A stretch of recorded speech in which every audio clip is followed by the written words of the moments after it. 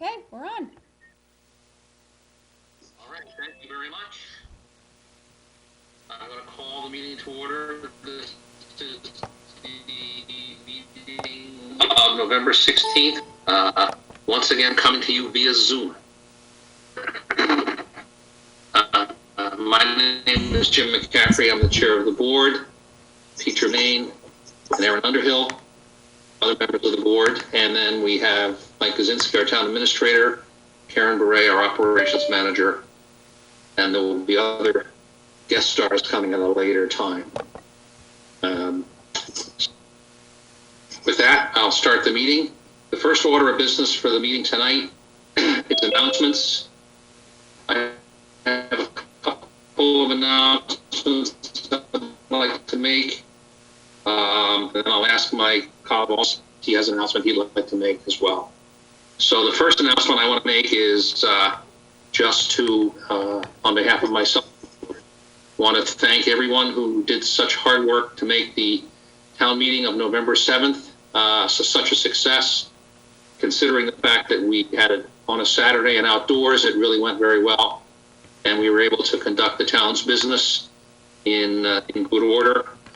Again, a lot of people worked on this for quite a bit of time behind the scenes. Town clerk's office, the election wardens, our DPW. Those of you who came saw some of the wonderful DPW vehicles, which are helping us to cordon off the area, as well as allow people to enter to be checked into the town meeting. Also like to thank the police department, fire department, the health department, for all the work they've done. A number of meetings were held, and it seemed to go off really, really well. Certainly want to thank the finance director, the town administrator, and the operations manager for all the work that they did, as well as the school department. The school department was essential to making this happen, making sure that the schedule was clear, and then working with us to set up the seats, to set up the PA system so that everyone can hear. I want to give them a great thanks for that as well. And of course, as always, thank the finance committee and the moderator for the success of that town meeting. So just wanted to make sure that everyone was recognized. I think we should thank our stars above for a beautiful day. That was beyond our control, but it worked out very well. So thanks to all who helped out. I'd like to also just call out this evening on behalf of the town of Millis and recognize that at the end of this month, Nancy Gustafson, who is the current superintendent of the Millis Public Schools, will be retiring. Officially, I think it's on November 30th. I want to thank her on behalf of the town for all the work she's done for us, leading us through many events, iterations at the schools, needless to say, the school construction, and obviously the work she's done with her team on COVID-19, just a few of the things that I think Nancy can be proud of as she goes off into retirement, and we really thank her for all the things she's done on behalf of not simply the students, but the whole town of Millis.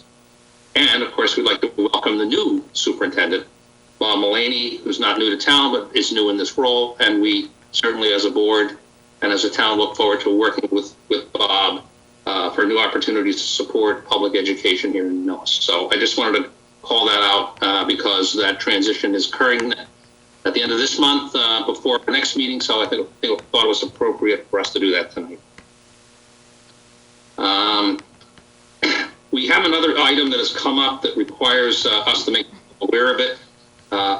There are several, actually. One of them, though, is in relation to an issue which came up in the work we are doing with the Southwest Advisory Council. And I wonder, Mr. Weiss is here on the, I believe, on the night, and he has some information that we can share with the town about some things that we'd like to see the legislature address in the near term. So, Bob, are you on? I'm here. Thank you.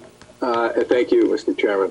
Yeah, every year, the state's annual budget includes funding for the District Local Technical Assistance Program, which is the DLTA. That provides small but very highly leveraged grants to regional planning organizations, so they in turn can assist municipalities like ourselves in funding planning activities. The state is now in its budgeting phase for fiscal year 2021. The Senate's Ways and Means Committee drafts the Senate's version of the bill, and this year they left the DLTA off of their proposed bill. Now, this is important to Millis because it helps us pay for our plans, the ones that we use in order to secure more funding from the state. So when we apply to the state for economic development funds or environmental funds, the first thing the state looks for is that we are proactive, and the first step in that is having a plan in hand. And that's what makes us competitive for these grants. Now, two examples are of the DLTA and Millis, our open space and recreation plan. Many of you participated in that process. And the housing production plan, which took us 4 years to complete, but the DLT funding stayed there. So we're going to use these plans to help us as we go forward in flood control for MVP and also economic development planning for the town center. And as you just mentioned, with SWAP, the Regional Housing Services Organization program that we started, that the select member Underhill and I looked at last week, and we'll report back to you soon, is funded by this process. So there is still time to get the DLTA back into the Senate version. We're asking people this evening to email Senator Becca Rausch to ask her to work with us and push for the funding for DLTA. And if the select board could send us a letter at some point to Senator Rausch, that would be a big help as well. And just to make the support process simpler, I can have a notice, I will have a notice put in the town's website with Senator Rausch's address and a simple letter template attached. So thank you. Thank you very much. I think it's certainly important for us to try to be proactive. This is a particularly interesting period right now because the legislature, of course, is actively debating the budget proposals. I think the good news is that both proposals seem to, if adopted, help us to maintain the cherry sheet allocations that we saw before, but that doesn't mean there aren't a devil in the details here. So this is a very important program we need to try to support at this critical time. Thank you.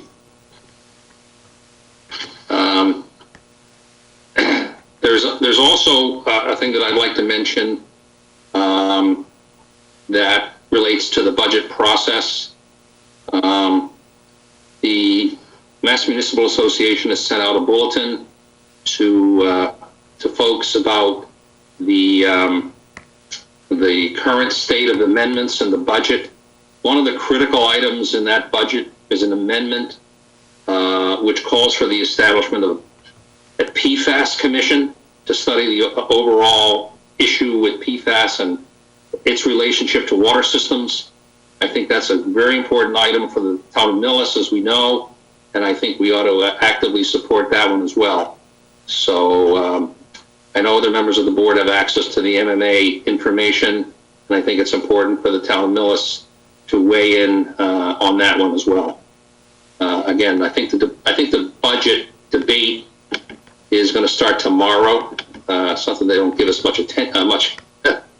leeway, but I do think it's important for us to try to reach out to our legislators tomorrow as well about that amendment in particular. So that's a lot of announcements and a lot of information relative to legislation. Are there any other announcements that my colleagues would like to make, Mr. Germain or Ms. Underhill? Yes, Chair. I'd just like to make a brief announcement that one of the members of the American Legion, Douglas Deming, has died, and he's been a longtime member, over 30 years. There will be a ceremony for him at the church on November 18th, Thomas the Apostle Church, 82 Exchange Street. And that'll apparently, visiting hours will be November 17th, 3 to 6 p.m. at Roberts Mitchell Caruso Funeral Home. He did ask in his will, apparently, that if you, rather than sending flowers, would send a donation to the disabled American veterans at the State House, room 546 in Boston, it would be appreciated. That's all I have for tonight. Thank you.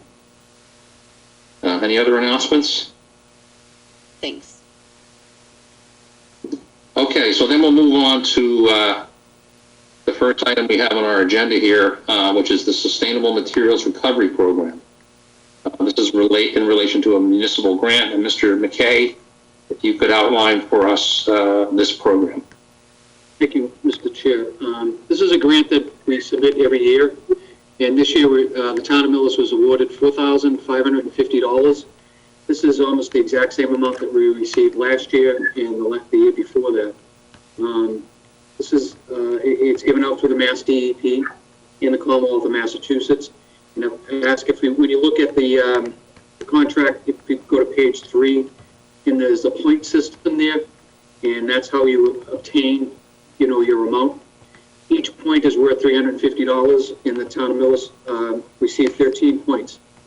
And for our little transfer station, which I still think is the best deal in the town of Millis, but the rates haven't gone up at the transfer station in over 5 years, and it's a great service. We've extended our hours at the transfer station this year. It's open extra, almost a full day on Wednesday now, and we still have our summer hours. Someday, with more staff, would love to keep it open like most towns every single day of the week. But right now, I think we're doing well for that. To obtain these 13 points, we have to keep track of everything that is disposed of at the transfer station, and we do that monthly. And that's what weighing of the trucks, dumping of loads, and that's is a good credit to the staff that worked out at the transfer station and us keeping track of it. So I'm very happy with that $4,450. I know people question, well, why are we not getting like with Natick is getting, I think they got $90-something thousand. Well, Natick has several more homes than Millis does, and we do not have municipal pickup.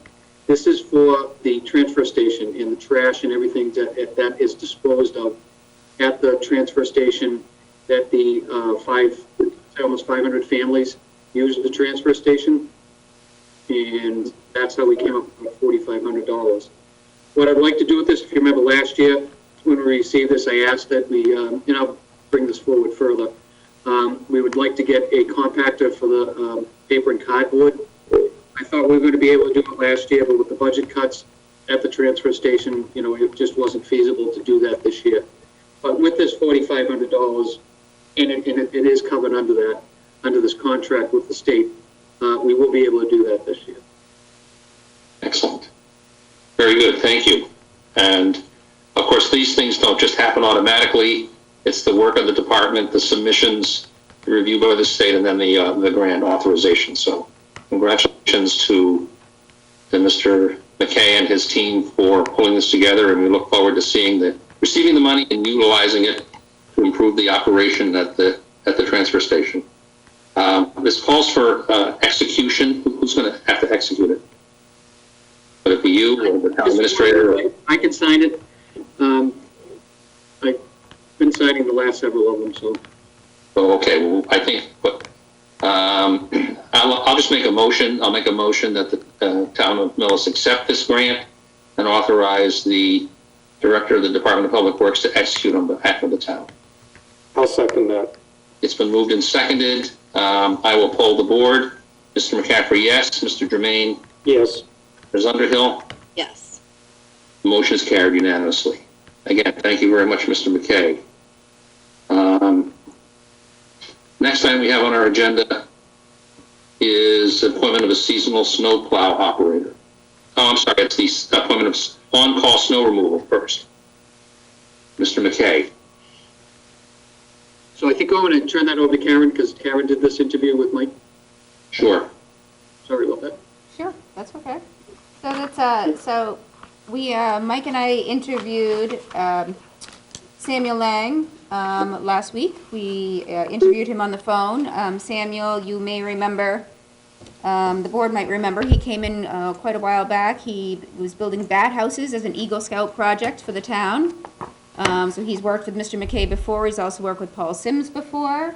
He is young. He just graduated from high school, and he is interested in doing the snow removal. He also worked at town meeting, so if you attended town meeting, you saw him there, and he worked the election. So he certainly is a very responsible individual, and he seemed more than happy to come in and take on a physical job like this. And this will add our third on-call snow removal worker to help out Paul. So now we actually have people we can call in, which is great. I don't know, Mike, if you feel there's more to add. Mr. Chairman, yes, I would fully agree with Karen. We did do an online interview with this individual and feel that he's a great fit for this role to fit in with the other two on-call workers that have been appointed. And having said that, I'd like to formally request that the board vote to ratify my appointment of Samuel Lang to the position of on-call snow removal worker for the town of Millis. And this is subject to a physical and drug screen. He's already had a query. Okay. Any questions, comments from the board members? I'll take a motion. I'll move that we approve the town administrator's appointment of Samuel Lang as an on-call snow removal pending a physical and drug screen. Second. It's been moved and seconded to approve the town administrator's appointment of Samuel Lang as an on-call snow removal, subject to the physical and drug screening. I will poll the board to vote on that. Mr. McCaffrey, yes. Mr. Germain? Yes. Ms. Underhill? Yes. That motion is carried unanimously. And thank you, Mr. Lang, for stepping forward. Fortunately, he did not have to shovel snow to get to town meeting or to get to the election. But it's glad to have you on board and ready to go in case the next thing comes along. Okay, next item on the agenda then is the appointment of a seasonal snowplow operator. Thank you, Mr. Chair. This is the fourth year we've done this, and Alec, I would ask that the town administrator appoint Kenneth Alex McCall. It would be covered under the contracted rate. It's not under any of the personnel plan or employee contracts or anything like that. He definitely would be a contracted employee. This is very helpful to us. This saves us. It's much cheaper than hiring a person to use our vehicle. He will be driving a town vehicle. As we all know, Alex worked for the town of Millis for 30 plus years. He ran our water department, and we couldn't ask for a finer person to keep on coming back year after year to volunteer for this position. So I would ask that he's already done his physical and his query. I believe that's been taken care of, and so he's ready to go. Hopefully we're not going to need him tomorrow, but I would ask that it is as effective as this meeting. Yes, Mr. Chairman, I concur with that and ask that the board approve bringing on Kenneth McCall as a seasonal snowplow operator contractor for the town. Nobody will know who you're talking about if you call him Kenneth.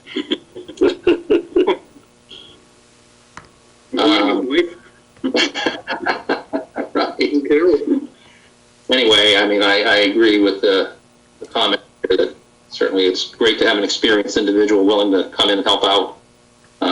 It's worked out really well in the past, so I would look forward to approving this appointment. Any other questions, comments from the board? So I take a motion. I'll move that the board agree with the town administrator's recommendation to appoint Kenneth Alec McCall as a seasonal contract snowplow operator. Second. So it has been moved and seconded to approve the town administrator's appointment of Alec McCall as a snowplow driver contractor on a seasonal basis. I will poll the board. Mr. McCaffrey, yes. Mr. Germain? Yes. Ms. Underhill? Yes.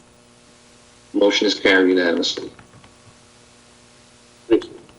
Okay, I think we need to actually, since we have a hearing scheduled for 7 o'clock, we're going to have to wait on that until 7 o'clock rolls around. And let me see if there's some other, I'm going to move down to something that, presumably won't take too long. Item 20-272. This is a review of a KENO notification for Alpaca stores opening at 1105 Main Street. And Karen, can you sort of brief the board onto what the process here is for this and what action, if any, the board should be taking? So actually the board, at this point, Alpaca, which is the new gas station in town, has applied for a KENO license. They applied directly to the state.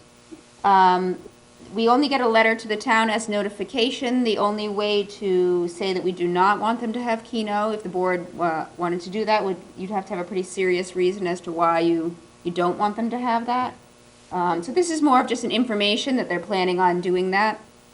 I will say we had something similar happen at One Stop Liquors. They also have KENO. This is not the kind of KENO where you sit around at a bar and the numbers are coming up. This is more of a game, I guess, that you play, which is why it's at a gas station. The only option would be if you have a strong reason why you would not want them to have KENO, then you have to take action. Otherwise, it's just a FYI. That's my understanding. Okay, yep. So, it's up to the board to decide whether we want to simply not communicate anything at this point. I personally believe that we have a new business coming to town. This is a perfectly legitimate opportunity for that business to be successful and be competitive as well with other businesses around. So, again, they have a right to do this. We have a right to object. I see no reason myself for us to object, but I wanted to put it on the agenda so that board members could react to it, and then we could decide whether to take any action. So I'd ask the other members of the board to sort of express their views on this at this point. Mr. Chair, so you only have 21 days from the receipt of the notice to hold a hearing if you are looking to deny it. So, right. Correct. Well, Mr. Germain, Mrs. Underhill, anything you'd like to add? Not I. It looks fine to me. Yeah, I concur with everything you said, Mr. McCaffrey. Well, Karen, just to clarify, they're not looking for support. It's really no action on our part. Right. You have 21 days if you want to deny it or you want to have a hearing saying you don't want to have it. Other than that, it's just a notification. Well, then I'd make a motion that the board determine to take no action with respect to the KENO application for Alpaca stores located at 1105 Main Street in Millis. Second. So it's been moved that the board take no action. I'll poll the board. Mr. McCaffrey, yes. Mr. Germain? Yes. Ms. Underhill? Yes. That motion is carried. Hopefully the owner will not read that that's no action, meaning we don't care. I think we are supportive of the new business in town and look forward to them having many years of success doing things such as selling gas and sponsoring KENO for the state lottery. Of course, the important thing with state lottery success also is the fact that it does a significant amount of revenue for cities and towns. So success in the lottery ultimately works its way through to success for the lottery support for municipal government. Okay.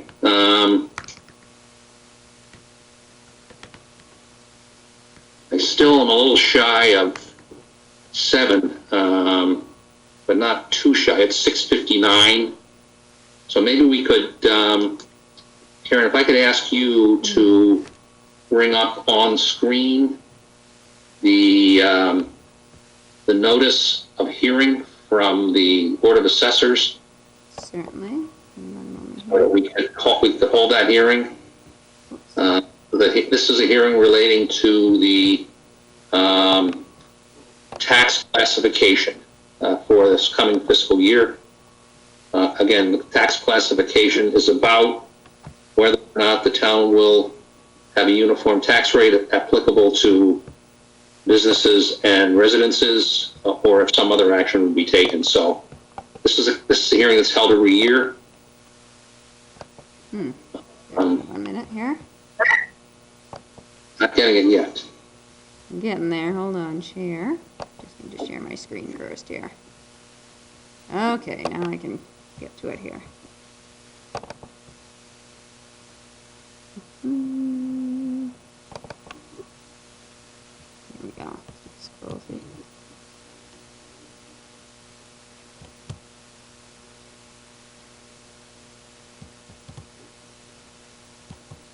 Feel free to sing along. Thank you very much. I know we're jumping around, which makes it hard. That's all right. So It's all right. understand. We're almost there. Here we go. So here's the hearing notice, and I'm sorry, Jim, you wanted to actually put this one, right? Right. Can you see that well So enough? I'm going to make a motion that the select board open the hearing for the tax classification for the coming fiscal year. I poll the board to open the hearing. Mr. McCaffrey, yes. There we go. Wait a minute, I made the motion, I need a second. Second. I'm really jumping on here at warp speed. Moved and seconded. I will poll the board. Mr. McCaffrey, yes. Mr. Jermaine, Yes. Ms. Underhill. Yes. That motion is carried unanimously, so the hearing is open. Again, this is a discussion for the establishment of the tax classification for the coming year. I would ask Finance Director Finance Director and the Assistant Assessor. Yes, we're both on. Okay, so why don't we have you folks take the lead and explain to us the recommendation here. Okay. Terry, do you want to go ahead with that? You're on mute. Terry, you're on mute. Sorry about that. Can you hear me? You. Okay. I presented this, what you're seeing on your screen, to the Board of Assessors at our previous meeting of last week. The Board of Assessors is recommending that the Select Board approve staying with the single tax rate for the town of Millis for year 2021.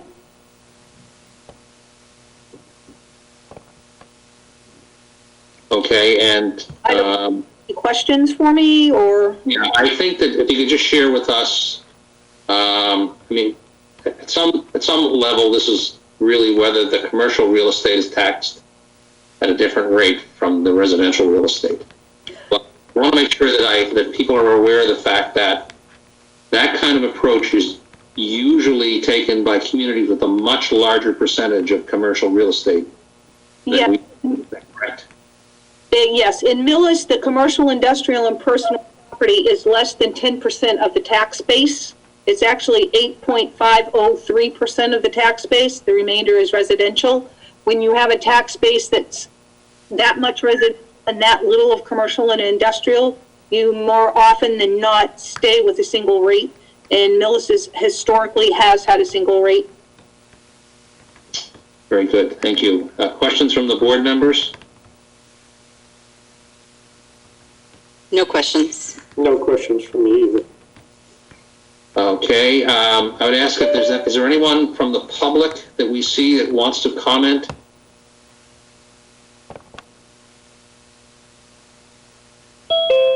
We don't see any at this point. Okay, so we've taken the testimony, so the process will be, we'll close the hearing and then we'll vote one way or another to accept the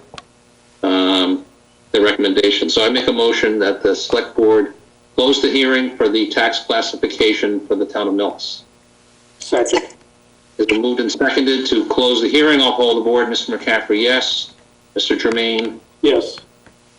Ms. Underhill? Yes. Motion's carried. The hearing is closed. Now we will take a vote. At this point, there's no additional testimony, no additional consideration, just the board's decision whether to approve the recommendation of the Board of Assessors for the establishment of a single tax rate for the entire community.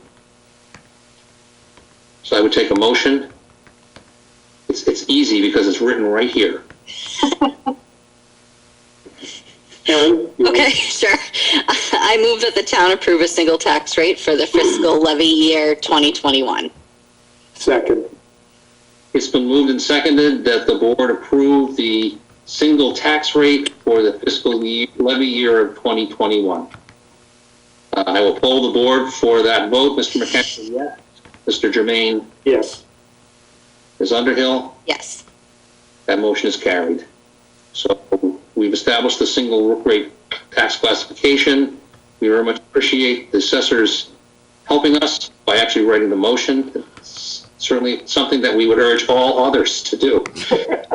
We adopt what they really want us to adopt if we decide to go forward. But seriously, thank you very much to the finance team, to Terry. Again, these things seem simple, but they aren't. And it's very, very important that we get this right because it's the underpinning for the ability of the community to finance the government, whether it's school, police, fire, whatever it is. So thank you very much for this critical component, and we appreciate your work. Thank you. Okay. The next item on our agenda is item number 20-268. This is another item that we discussed. It's an item we discussed at the last meeting. We asked for some further research and whatnot. This is with respect to the funding of a Oak Grove Farm tree removal project. So the board has received several pieces of information from the director of the DPW as well as from the town administrator. The last thing I received was from the town administrator. So I'll ask you, Mike, to start the conversation and then allow certainly Jim to weigh in and explain to us what we're looking at this point. Thank you, Mr. Chairman. As you had mentioned, as a follow-up to your last meeting, the DPW director and I met with officials from Oak Grove Farm and took a site walk of the property to look at, take a closer look at the tree damage on site. We did walk that again with those officials, looked at areas that by consensus were believed to be of more critical safety concern that needed to be addressed as soon as reasonably possible versus certain areas where there was tree damage that could wait perhaps to next summer when additional funding is available. After looking at those, I did put together, with the assistance of Mr. McKay, a draft quote sheet to put out to different businesses to get quotes for the work that was deemed essential for safety reasons. We did put that out to 4 different firms or companies that do tree work. I did send that packet out to the board earlier today. Also sent copies out to Steve McGinnis and to Nate Maltinsky. We did, as I said, we did send out to 4 companies. 3 companies responded. The lowest proposal, lowest quote was from Stumpy's Tree Service. And the work, for all the work identified, they came back with a quote of $14,000 for that work. That consists of what we felt was primary safety work at $12,800, plus an addendum to clean up the sides of some of the frequently used trails of brush, which we considered maybe an attractive nuisance, but not particularly an immediate safety hazard. That addendum came in at $1,200, so again, Stumpy's came in at $14,000. The other 2 bids, LDI, came in at $16,600 in total, and Hoffman Tree came in at $21,000. So based on the submittals, the DPW director and I are recommending that the board authorize an agreement with Stumpy's for the $14,000 to be done as soon as possible, obviously pending approval of a reserve fund transfer from the finance committee. So, Mr. McKay, I don't know if you have anything to add that I might have left out from that. No, again, I'd like to thank Steve McInnes, John McAvoy, and Nick Motinsi for taking the time to meet with the town administrator and myself last Monday. They're very busy people, but they, met with us in the middle of the day on our schedule, and I want to thank them for that. They showed us the severity of which I think we had toured the area before, but they took us in depth, out into the fields and showed us what's really out there, and it's pretty bad. And I think this is just the beginning of a lot of money that's going to have to be spent on tree removal in the spring, come the spring town meeting. But I think this would get them to a place where, we could bring back some of the vista of Oak Grove, the beautiful, we all love Oak Grove, and we all love driving by it, and we, drive by it today, it looks like, a bomb hit it. And so, Stumpy's has worked with us, and I know that they've worked, Stumpy's Tree Service has worked with the Oak Grove Commission and with Nate and his commission, so I think it would be a great fit. Stumpy's had our contract, the town contract, for many, many, many years, but he just didn't get it this year. So I think, as the town administrator stated, I think Stumpy's would be a great, because he's worked up there and he knows what to do. And again, I think that, the two heads will be able to work with Stumpy's. So. Okay, so your recommendation is that the core work plus the addendum be performed as one. I would assume the addendum work is much more cost effective by including it in the bigger project rather than trying to carve it out. I'm just assuming. But even looking at the bids, Stumpy's bid for the addendum work is much lower than the other two as well. So it's a more competitive bid than the other two. Okay. Again, I think we had an extensive discussion about this at the last meeting. No one questioned the fact that there's serious work that needs to be done. I think that because of our need to use, at least request reserve fund transfer, which is still, pretty early in the fiscal year, I think sizing the project to this level is probably what we need to do. But as Mr. McKay indicated, there's no guarantees of anything, but we've got to come back with a proposal in the spring to try to do the rest of the work, as well as other tree work around town. So this is not the end of work.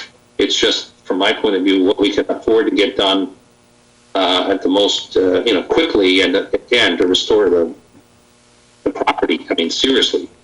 Now, one question I want to make sure I understand for either you, Mr. McKay, or Mr. Kaczynski, if this money is appropriated and transferred, we will have done that tree work that's described, but we will also have been able to do some of the work on the building as well, right, due to the insurance payment. Is that correct?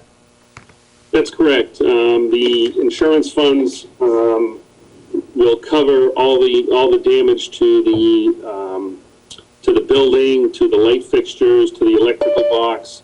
The insurance will cover all that. Unfortunately, the gap here, and it's not uncommon, insurance won't cover trees coming down in storms with no collateral damage. So just the trees falling down and being there, we don't have any insurance for that. So that's something that we have to find the funds to remove that. We have an idea what the insurance claim is in terms of the amount? I think we're still getting the final amounts on that because it was one instance. The storm is considered one incident. In addition to some of the damage we had at Oak Grove Farm, there were also a few school vehicles that were seriously damaged. So as part of that, there's a $2,500 deductible that the town will have to cover. Beyond that, the insurance will cover all the damages town-wide that occurred for town property. So the real cost of repair is much higher than the $14,000, and we're able to get that because there's other things. But fortunately, we have alternative funding source.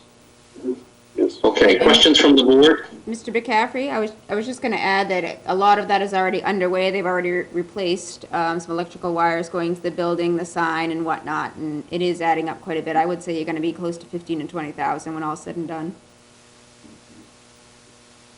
It was, yeah, quite a storm, and unfortunately, there are other residents in Millis that are being forced to pay a lot more than, or certainly a lot of money to fix their dwellings, their vehicles, and whatnot. It was quite a storm, that's for sure. Again, questions from the board members on the proposal? None for me. I happen to concur with what you said earlier. This is just the beginning of what we're going to have to do for tree repair, but we've discussed that, and we know we have to propose something in the spring that is more realistic. I don't necessarily have a question, but I just wanted to, I guess, double confirm that everything that's been quoted, that's included in the quote enlisted here with the addendum and the regular pricing, that is all agreed upon with the folks at Oak Grove. They are satisfied with this plan? Okay. That's correct. We did walk the property with them, and again, I'd like to, follow up what Jim said, thank them for their time in meeting with us.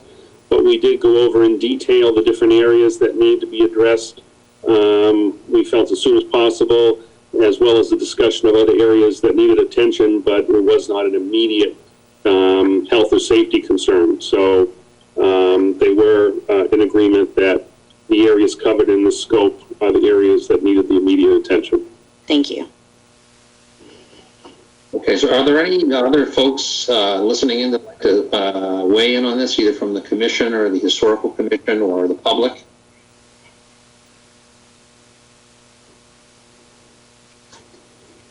Okay, I don't see anybody raising their hand, so then it's up to the board at this point in time to move to approve the recommendation of the town administrator and the DPW director with respect to this contract.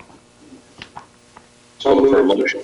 I'll move that we agree with the town administrator to approve the contract with Stumpy's for tree removal and care at the Oak Grove Farm in the amount of not to exceed $14,000. Second.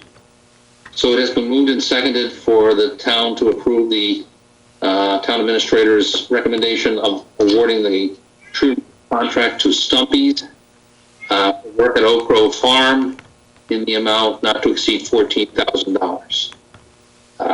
So I will poll the board. Mr. McCaffrey, yes. Mr. Germain? Yes. Ms. Underhill? Yes. That motion is carried. I guess that I meant to ask during the conversation, but I will ask now, is there some notion of the timing, the schedule? Obviously, once we award the contract, do we have an idea of when they'd be able to get the work done? Well, the first step at this point would be going back to the finance committee. Okay, right. Yes. Asking them to for the reserve fund transfer. Concurrently, we can certainly be in touch with Stumpy's to let them know that we would like to move ahead with them, and we'll give them the green light as soon as the finance committee takes its vote. I believe that we should be able to get this work done in a number of weeks, but I will get back to the board with the exact time frame as soon as we have it from Stumpy's. Thank you. Moving on. All right. Okay. So the next item we have on our agenda this evening is relationship to the awarding of the DPW building project construction contract. I think we have Mr. McKay and Mr. Klockow on.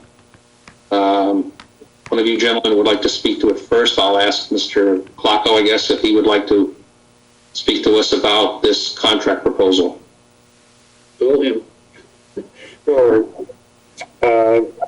Although it says Julia Edie on the screen, it's really Wayne Klockow. That's my daughter. We're on a previous Zoom call, so hopefully no confusion there. At long last, we have the contract with the low bidder. As you know, this project went out to bid. We received bids in September. They were $550,000 over our budget. We got approval from town meeting a week or so ago for an additional amount in order for us to execute on this contract. And so that's what you have in front of you. The contract amount is $3,488,000. We've decided that we're going to take the credit for $80,000 for a metal roof. We just think it's prudent at this point to not spend the additional funds for that. So we're asking for approval by the select board to enter into this contract for that amount. Okay. So just a couple quick questions. So this is the contract that the contractor agreed to extend the deadline so we could meet the town meeting, which we did, to enable us to have sufficient funds so we can appropriate it for the project. And, if you could, maybe spend a minute or two on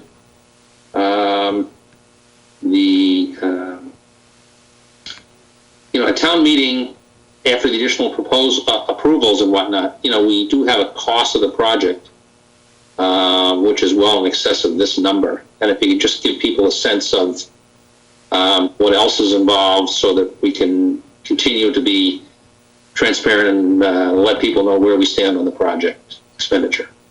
Sure. The project is broken down into 3 phases. The contract that you have in front of you, which is being performed by an outside party, is phase 2. Phases 1 and 3 are being performed by DPW staff, in part because it's more economical for them to do it, and it's part of the value engineering and a way for the town to save money. So Jim McKay and the staff have been through the proposal, which originally started in total as being performed by an outside contractor, and said, hey, we can do that, and we can do it for less money. And so out of not only ability, but the effort to be cost effective, we've moved a considerable amount of the scope of the project into phases 1 and 3. Phase 1 is essentially complete. Phase 2, if the select board approves, will start tomorrow. And when that's complete, and you see in that contract they have a 365-day contract period. They believe that you can get it done before then, but again, predicting the future, winter conditions, all things that remain to be seen may affect the schedule. So they're estimating conservatively 365 days. And at that point, then the project will turn back over to the DPW staff to commence phase 3, which is in large part site work, final paving, and finishing, fitting out the staff building, and then demolishing the current offices in the current DPW garage. But Jim, did that cover the high points? Absolutely. Yep. Yeah, absolutely. As you can see, we already started putting the silt fence up, so we're getting the site ready. Those two projects, phase 1 and 3, are about $500,000. And so that's why the amount approved at town meeting is in excess of the contract amount that you have in front of you. But it also covers contingency and whatnot. I mean, it does cover contingency. It does cover as we said at the town meeting, the possibility that we might run into soil contamination, which we do not believe that we will, but we've actually set a contingency of over $300,000 for that alone, and we're cautiously optimistic that we'll spend very little of that, if any. okay. Question questions from the board, members? If I may, Mr. Chair, I have a couple of questions. I just want to make sure. So alternate 1, which says subtract 80,000, what exactly was the 80,000 on alternate 1? I assume we're going for the full 3,568,000. Is that correct? I want to make sure I'm looking at the same thing. I'm looking at page 3. You need to look at Article 4, the contract sum, $3,488,000. Right. Is the amount that we're asking for, which is the amount, I believe, Pete, that you just referenced, less the $80,000, which is alternate 1. Okay, the reason I'm asking is, I agree, 3,488 plus 80 would bring us to 3,568. So it's the 3,488 that we're actually going with? It is. And the difference between those two? Yeah. Was whether or not we wanted to have a metal roof instead of an EPDM, which is a rubber membrane roof. And the difference between those two is $80,000. The EPDM roof is a substantial roof, not quite as good as a metal roof, but certainly sufficient for our needs. You have that same type of roof on the V&B building as we speak. It's lasted 25 years with no essential leaks, even though it lost its adherence. It still is a very substantial roof. So we felt it's, again, it's a viable alternative, and it's a more cost-effective one. That's fine. I take your recommendation, just trying to get clarification on it was all. Thank you. I have another question, and that's in Article 5.1.3. The copy I have reads, provided that a draft application for payment, and then quotes, pencil require requested. What does that mean? I want to make sure I'm looking at what you're asking. 5.1.3, you're talking about a pencil rec? Yeah, what is a pencil rec? So here's the process. The architect or the contractor submits their draft, and this is important because this is how the cash flows and how it gets approved and ultimately paid. The contractor submits what they call a pencil requisition, or what they believe they are owed for that period of time. It's usually done on a monthly basis. That's submitted to the architect and to the project manager. They review it and determine whether or not it's accurate. The contractor might say, I'm 35% complete with site work. And the architect will say, no, I think that's overly generous. We think it's more like 28%. And so they go back and forth and they negotiate what the accurate amount actually ought to be. And then that pencil requisition turns into a final requisition. Once the architect and the project manager approve it, then it is submitted to the permanent building committee for approval. And then we have got, as specified in that same paragraph that you referenced, a period of time that we've got to make payment. So then we need to get it to accounting. Accounting needs to approve it, get it in your monthly or periodic payment schedule, and we're required to get the payment out so that the project keeps moving. Thank you very much. I have no further questions on this. Okay. Ms. Underhill? I do not have any questions. Okay, so just wanted to point out that, and I'm going to ask the town administrator to verify, contract has been reviewed by our architect.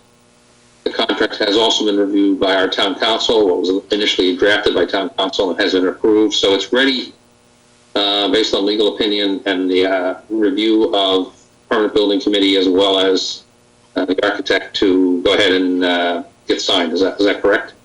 That's correct, Mr. Chairman. So we've done all of the due diligence to get us to this point. Okay. All right. So I would ask that I would take a motion then. This is basically a motion to approve the contract, and you're going to sign it, right, Mr. Gazinski? Yes, that's correct. And then to authorize the town administrator to execute on behalf of the town.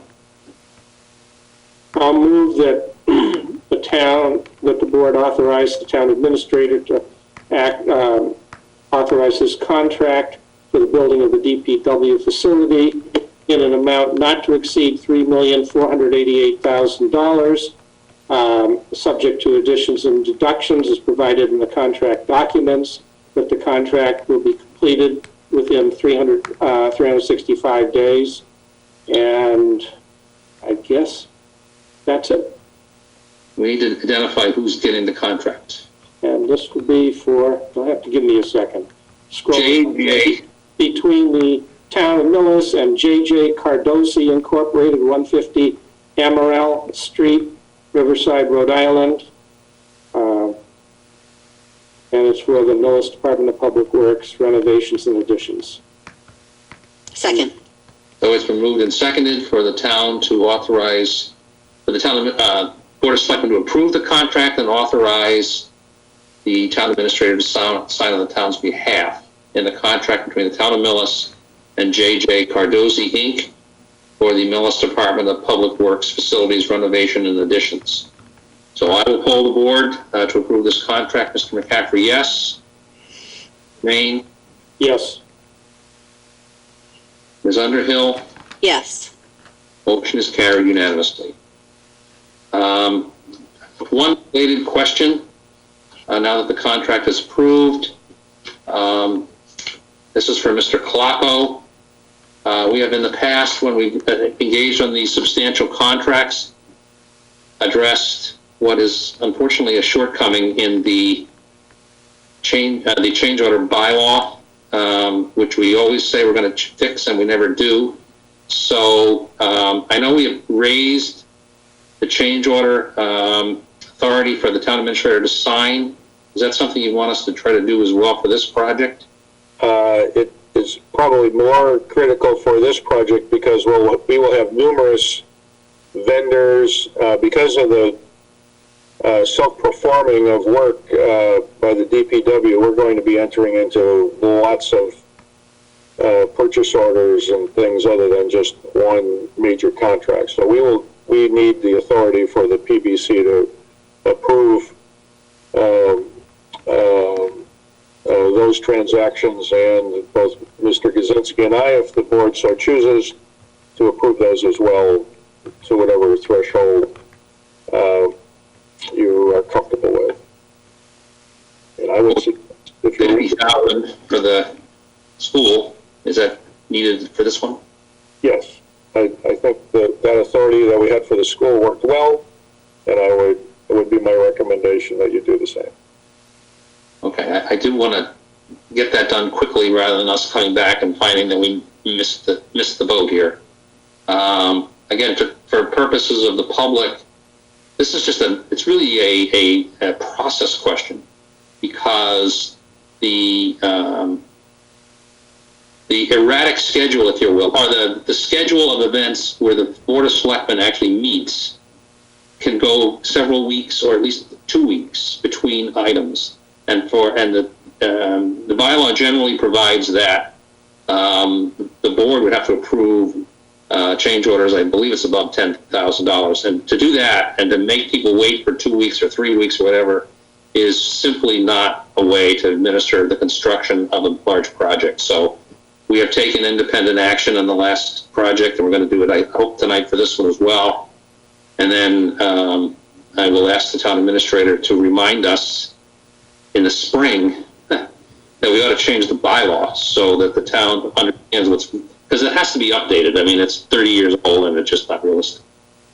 So I would make a motion that the board approve the authority of the Permanent Building Committee to approve change orders in this project of an amounts up to $50,000, and grant the chairman of the PDC and or the town administrator to execute those change orders on behalf of the town. Second. So it's been moved and seconded. Discussion? Yes, please. I'd just Jermaine? like to make sure that we have, excuse me, an understanding, I apologize, that when such change orders are made, that they will be brought to the attention of the board at the next board meeting, so the board is kept fully informed. Don't get me wrong, I know it's being done, but I just want it on the record that that's an understood part of this process. Agreed. I mean, it's important for the board to maintain its oversight responsibility. And we can exercise that responsibility without interfering with the project's progress. So I agree. We need to be kept informed of that. Absolutely. That being said, we have the motion. I will poll the board for granting that motion to grant that authority. Mr. McCaffrey, yes. Mr. Jermaine? Yes. Ms. Underhill? Yes. That motion is carried unanimously. Thank you. Thank you, Mr. Colaco and Mr. McKay. Mr. McCaffrey, Yes. just one other piece of business, just as, while we have everyone here. One other critical piece of that needs to be put in place. I said earlier that we're having a kickoff meeting with the contractor tomorrow morning at the site at 7:30.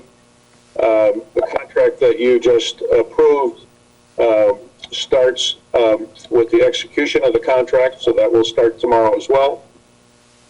The other piece that we need is builder's risk insurance. Karen Bray, Jim McKay, and myself have all been in contact with our town broker and insurers.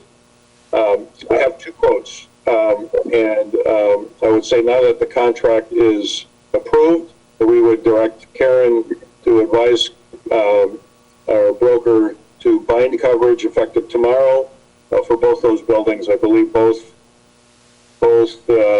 buildings are considered separate, and I think they're in the $4,000 range in terms of a yearly premium, which is a reasonable amount for buildings this size for builder's risk for a year. Okay. So we already have the quotes. We can execute them if we get approval. Is that right, Karen? Yes. And I was going to say, Mr. Clocko through the chair, so that you're all set with all of the questions that they were asking? All the details are good? I'm following along. We have, I believe, answered the insatiable amount of questions that a property underwriter could possibly ask, and I believe we have exhausted that process. And so my point is notify them to issue the Go ahead and bind it tomorrow, okay. I think that given Julia's experience, I think we can accept that statement. And I will, Mr. Chair, I will sign the contract before I leave this evening. Okay. You're very thorough. Okay. So I guess we'll make the motion then that we direct the town administration to issue the building, what is it, the building insurance, the builder's risk. builder's insurance for the 2 buildings that we're going to construct. Well, accept what you just said and second it. Moved and seconded. I'll poll the board. Mr. McCaffrey, yes. Mr. Jermaine? Yes. Ms. Underhill? Yes. That motion is carried. I do like the fact that someone with vast experience in the industry is helping us through these days. Mr. Clocko. Knowing full well the insurance company is the underwriter, but my favorite term is underwriter. That's the individual responsible for making sure that the insurance company doesn't have to pay anything. Correct. And they do that with vigor. maybe it's the claims, whatever. That was a totally gratuitous remark that does not reflect the position of the board of the town. Or any of the parties involved. Well, thank you all. We will start this long-awaited project. As you know, I would just say for your benefit and for those listening in, this has been a long process.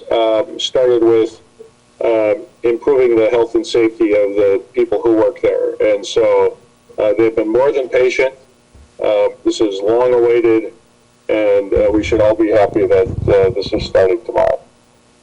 Agreed. I would agree with that, and I would indicate also that the town meeting 3 times approved pieces of this, including the latest one, which was a unanimous vote by the town meeting on the 7th. So hopefully that indicates the commitment of the town to deliver on the promise to our hardworking folks down at the DPW. So thank you all. Agreed. Thank you. Good evening. Thank you. Good evening, Lee. Thank you very much. All right, the next item on our agenda, this is with another DPW issue relating to the RFP for town water tower maintenance and management. So, Mr. McKay. Thank you. We're going to get Bob off with these lights. If you sit still for a minute, no, they go off. We saved at least 25 cents by turning it. That's right. So, first, again, you have to thank people for helping along with the process, and I'd like to thank the town administrator, the finance director. I mean, everybody's busy, and, they took a lot of time off of their schedule to see this process through. There's a large, we're looking at a large, probably the longest length contract for the town to, sign on to, and they helped with this process. And again, Mike Carter from GCG, we used him as part of this process to help us along with it also. I think we still, I guess if you look at the point schedule, I think that you have that packet. Yeah. We talk about the money in a minute and how we all three of us, and Carol and Mike will speak also, how we looked at the rating. I'm sure Carol read this a lot better than, more than me and Mike ever read it. It was a very big RFP. We're talking hundreds of pages that was put out there and reviewed, and how we came up with this ranking. And we were pretty unanimous on every single one of them. And I think that, the core tech was, I think it's like 17,000 less, 17,000 less, monetarily wise. And we did give them a ranking of good. But I think if you go to the page where it says category of asset and risk management, and it all came down to, we felt that Suez was more of a in-house, all on their own, a company that does the work. The core tech, they outsourced a lot of their work, and that was right in the RFP. That many of the repairs that they would hire an outside company to come in and do that work. So the people that we've been working with over these years are they're already they're owned by Suez now, and that have been making the repairs, the inspections, that have kept both of these tanks in something that can actually be done for 2 tanks that are 100 plus years. One of them's 100, and the other one's almost 90-something years old. And so I would ask that the board allow the town administrator. We're going to have to go back to town council. We're going to have to change some of the contract, because if most of this work, because it was so late in getting, and with COVID and everything else, this was approved back in June, and we lost a whole season here. So I think there's a lot of dates that are going to have to be changed. So I would ask that, I don't know if Mike and Carol want to add anything before we get to that. Sure. Mr. Chairman, just to basically back up what the DPW director mentioned, in reviewing the different proposals, I think it was pretty clear to the group that was rating and ranking the proposals that Suez certainly had a better foundation and more in-house services that provided the surety that we were really looking for from a company that's going to be handling such a critical piece of infrastructure for the town, and that they were by far the better choice. And certainly in looking at the prices, the price difference afterwards, I think it's less than 1% difference in price over the course of the contract, which is really negligible. And I agree that it was unanimous that Suez would be the better choice for the town. I think Jim is right also that because of the time, we had a little time lapse between our original process, so a few of the particulars and dates will need to be adjusted before the final contract is approved. But we are seeking the board's approval and moving ahead with Suez to get the final contract documents done in preparing to move forward with this. Carol?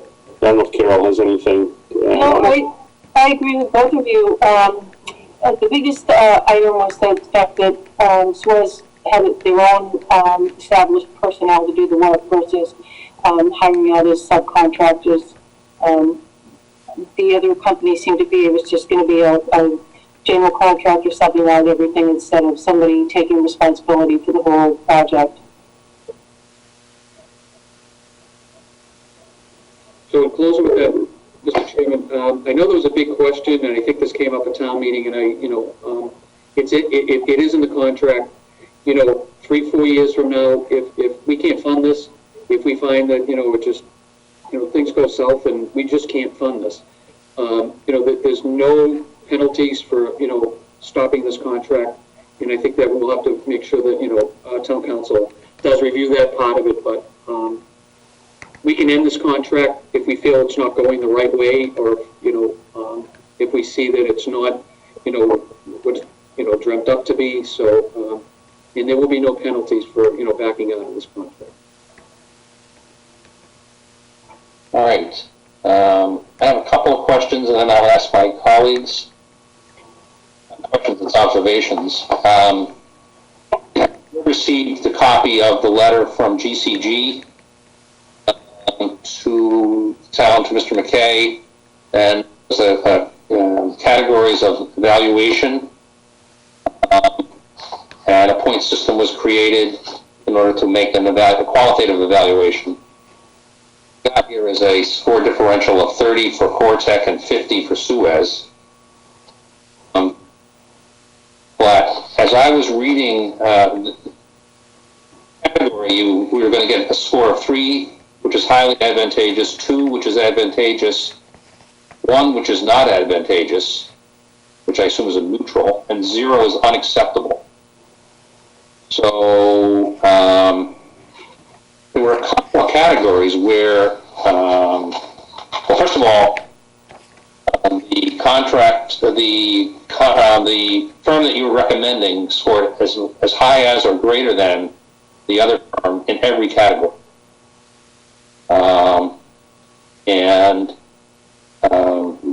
There were a number of zeros that came up under the Cortec, which is quoted as unacceptable.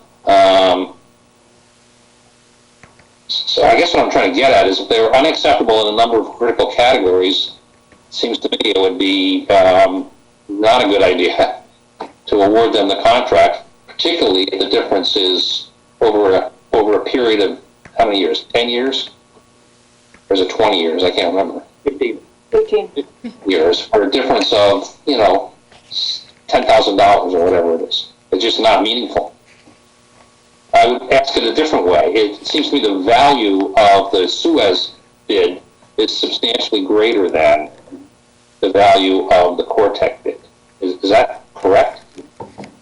I would agree with that wholeheartedly, and those zeros, I think that's reflected in all 3 of our comments, that we found that most of that would be outsourced work, that they would hire an outside firm.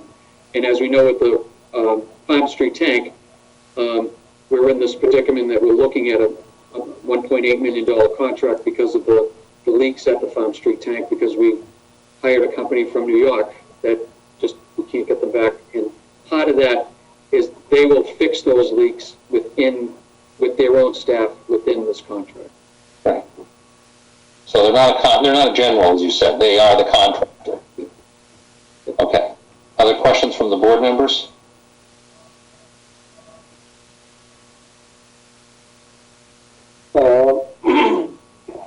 I have much the same view that you just expressed. The difference is negligible over that period of time. But the thing that struck me is just what you're pointing out. The scores, so many of them were zeros. And we're going to have to live with this for 15 years.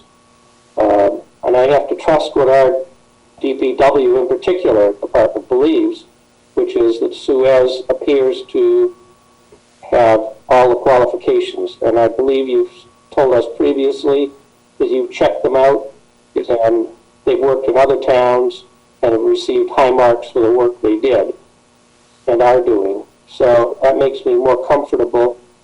Given all that, I have absolutely no problem supporting the concept or the process of going forward with Suez at this time.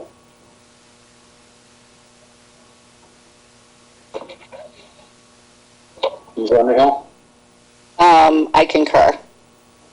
Okay, so at this point, what you're asking us to do is to approve the selection of Suez as the asset manager for the water storage facilities, subject to final contract negotiation. Is that correct?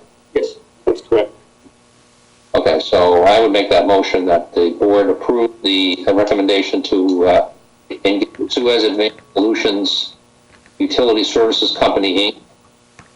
For the asset management, inspection, maintenance, repair, modification, and asset management of the water storage facilities for the town of Millis in an amount not to exceed $1,898,851, subject to finalization of contract language. I'll second. So that's been moved and seconded for the board to approve the selection of Suez Advanced Solutions. I will poll the board. Mr. Chair? Yes, Mr. Jermaine. Quick question. You mentioned, Mr. McKay, that this had been negotiated back in, you said June or July. Are you confident that these numbers will still be valid at this time, so many months later? Yes, yes. And that one point, that all those funds were appropriated at this FY21 town meeting. Okay, I understand. I'm just asking, will Suez go along with this? Okay. Yes. So their bid is still open. The timeline, yes, the timeline is not such that it'll be a problem for Suez to move forward. They're not, they know this is a long-term commitment, and they did not have a problem waiting a little bit of time to make sure we went through the process and going back and making sure the contract is up to date and appropriate. Yeah, we have it actually in writing that they would, we had sent out during the process because we were behind, that, we were going to, this process was moving forward, and we asked for their approval, if they still were interested in the bidding process. And they both said yes. So we did receive an extension from them on the timeframes. Great. Thank you. I didn't mean to delay, but I just wanted a clarification there. Good point. So this motion has been made and seconded. I will poll the board. After yes, Mr. Jermaine. Yes. Ms. Underhill. Yes. The motion is carried unanimously. Thank you. And again, thank you to Carol and Mike for, this was, again, 6-8 hours that they gave their time, and I appreciate it. There's no doubt that these two things we've done tonight are very major accomplishments for the town, for the DPW, accomplishments in the sense that we've gotten the authorization to move forward. But as indicated here, and as well with the building, these are major strategic initiatives that we're taking, that have been analyzed and thought through, have been run through we're in the building committee, capital planning, town meeting, so I think we're certainly headed in the right direction here. I'm glad we've been able to get to this point. So, and then if it stays 60 degrees all winter, everything will be tough. Okay, the next item on the agenda is a question to board members. Any board member want to report on any committee liaison activity that occurred since we last met? I have not had any meetings with any of the boards that I am a member of. The next one I will attend tomorrow night at the ESBC, but I have nothing to report. Either of my colleagues, anything to share with the board? I do. Mr. Germain? Excuse me, yes. We had a meeting, our first meeting of the Enterprise Committee. Kathy McGinnis was elected as the chair of that committee. We discussed the original proposal for an article, I think it was number 24 back in April of this year, and the committee agreed to forward that article back to the board saying they like it, they think we ought to move forward. Now I'm requesting of the chair of that committee that we now begin to put together information so the community can better understand the implications of the sewer bylaw that is being proposed. And we'll report back to the board, I hope within the next couple of meetings, on how that is progressing, but that's what's happening at this time. There's also going to be discussion on PFAS, and we're going to see how that transpires. The issues, again, have to do with, excuse me, something that came up earlier today through MMA, and that's people with private wells, keeping people informed, and getting a better understanding of what the implications of PFAS in the water supply really are, so people can better understand what it is that's going to be happening over the next several years. There was one other, if I can remember what it was, I think it had to do, yes, with the Energy Committee. I attended a couple of those meetings. They're trying to put together the website with the help of, I'm trying to remember, it's Eversource, but it's not Eversource. Maybe Mike knows who precisely, but it has to do with empowering the community, and the website will be an empowerment website. And basically, it's going to give the community an opportunity to opt into greener energy sources and to pay for those based on the level of green energy that the community wants to have. I will say I'm very impressed with the committee. The members are very focused on the language, trying to make it clear, trying to have people understand what this is all about, because it actually is quite complicated. There are like 4 different pricing levels. There are different reasons for why you would do it. There are different explanations for how these are arrived at and the implications of the amount of clean energy you're purchasing. So for people who are interested in that, it's important to present it in a way that makes some sense.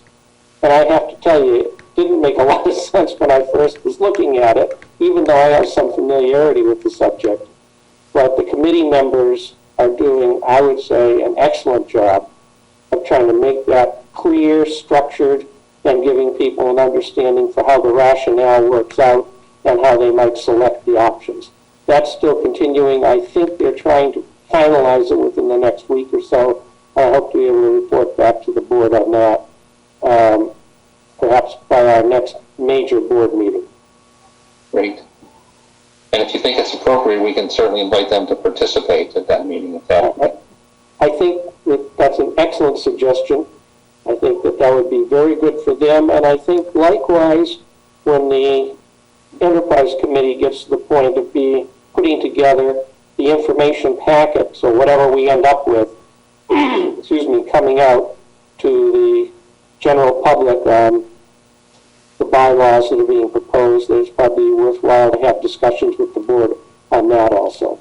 Right, I agree with that. Okay, thank you. Ms. Underhill, anything that you have to report? I do not have any updates. Okay, so let's move on to the next item on our agenda. This is item 20-273. This relates to a vote that we took at the town meeting, at the meeting before the town meeting, which was an emergency item, and now we're looking to, I think, to ratify it with a slight modification. This was relating to the traffic signal repair at Pleasant Street, Route 109. So, Mr. Gadzinski, you sent us some updated information later this afternoon, I believe. Yes, Mr. Chairman, and Mr. McKay will be able to address this also, but basically the work being done to the traffic light that was discussed and approved by the board this past, last Saturday, is here, as well as some additional work that we feel appropriate to do at this time. This work is in Opticon, which is a device that allows our emergency vehicles to communicate with the traffic light. So the lights will change as those vehicles, when they're in an emergency mode and approaching the traffic light, it'll change those lights in a manner that will best affect traffic for safety and for the expedience of those emergency personnel to get where they're going. That work we expect to be an additional $5,000. The good news is we do have funds through the planning board to make that improvement, so that'll be no additional cost to the community to do that work. And we're getting a little economy of scale here as well by doing everything at once. So the total new cost for the traffic light work would be $17,100.89. And again, the additional work would be covered by that gift money that we received through the planning board. So I don't know if Mr. McKay has any additional information he'd like to convey to the board on that. So, just quickly, thank you, Mike. So right after the meeting, I had a discussion with Chief Barrett, and when I was on the planning board, I never could understand why these traffic lights never had Opticon systems on them. And probably back then, when they were installed 15, 20 years, or 18 years ago, they were too expensive. So over the years, we could approach a developer or a business person building something to, with safety issues, on Route 109. We first started on, with the new CVS building. They paid for that intersection with the Opticon system. When Dunkin' Donuts put the drive-through, we had them do that intersection. And then when the new gas station was put in, it was like, well, here's a third, and they very nicely said, yep, we'll pay. But the prices of them went up from the $5,000. $5,000 used to be able to cover the cost of it. So Chief Barrett did get in touch with Daigle Electric, and the cost for it was like $6,500 if they were just coming out on their own just to install the Opticon system. So I called Mike at Daigle, and I pretty much told him this is what we have, and if the panel, as you know, they're replacing that whole panel, most of that work can be wired in at the factory when they add this component, and it drops that price down. So I see that we're saving, if you look at, we have $5,000 from the new gas station on 109, and it would have cost $6,500 plus a detail cost. You're looking at a savings, I would say, roughly almost $2,000 because the detail officer will be there, and they can get this all done in one day. And because it's all going to be built into the panel, they just have to go up to the top of the light and put the white blinking light on it. I don't know if the police cruisers ever installed them. I don't know that, but I know that all our fire apparatus, ambulances, and all the fire trucks, they all have them built into it. And it's you see them everywhere, and Millis actually has it now. I mean, the school, when they did the lights out here at Park Road, they installed one there as part of the contract. So the only one that's left on Route 109 that doesn't have a light is up at the car wash, the dog place right across from Hammond Lane. That's the only one that's left. And we have a contractor coming in that wants to build what single-family homes there, and we'll go right after him. So I would recommend that, this contract be amended from $13,515.89 to $17,189, in which of that 17,189, 5,000 of that will come, which the chief already has that. I think the finance department already has that 5,000 in the gift fund. Okay. So we're looking for a vote by the board to, I guess, amend the contract and ratify it in the amount of $17,100. That's correct. Okay. And just as as we are well aware, at this point in time, we're looking to fund this from the gift and from the DPW budget. There's a good likelihood that as the year goes on, this will require us to go back to the Finance Committee as well to look for some reserve fund transfer, or we're able to find some interfund transfer to pay for it. So I just want to acknowledge that the DPW director has informed us well in advance of the potential risk, but we just got to move this thing forward and get it done because it's a health hazard, it's a safety hazard. Erin knows she drives out there every day when it was blinking, as I do. I almost sent you an email saying, what is going on with our light? Brutal. You take your life in your own hands going left. We actually have it wired right now, and once it goes this time, it's on its last key, and Pete probably knows more about the motherboard. It's on its last one. It's the last one. So if it goes this time, it's done. So. All right, so I'll take a motion to ratify the contract as amended. I move that we ratify the contract as amended in the amount of $17,100.89. Second. Both moved and seconded to ratify the amended Daigle Electrical Construction for the light repair of Millis at Main and Pleasant Streets in the amount of $17,100.89. So hold the board. Mr. McCaffrey, yes. Mr. Germain? Yes. Ms. Underhill? Yes. That motion is carried unanimously.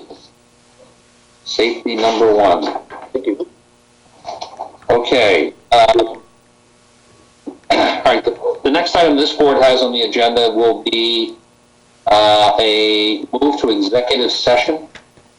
That executive session will be to consider the purchase, exchange, lease, or value of real estate as it relates to a Chapter 61A parcel at 5C Ridge Street. After the board completes the executive session, we will emerge from executive session and then move to adjourn the open session. So with that, I will hold the board to move into executive session. Mr. McCaffrey, yes. Mr. Germain? Yes. Ms. Underhill? Yes. That motion is carried unanimously. So I'd like to thank everyone for attending. We do have a separate Zoom invitation for this executive session to observe its confidentiality. So I hopefully will see folks on the other side of this. And that's in an email for the board that I just sent prior to this meeting, so it should be right at the top of your emails, hopefully. Thank you. I have limited confidence in my ability to execute, so let's see. I feel completely confident. Thanks. All right. Thank you.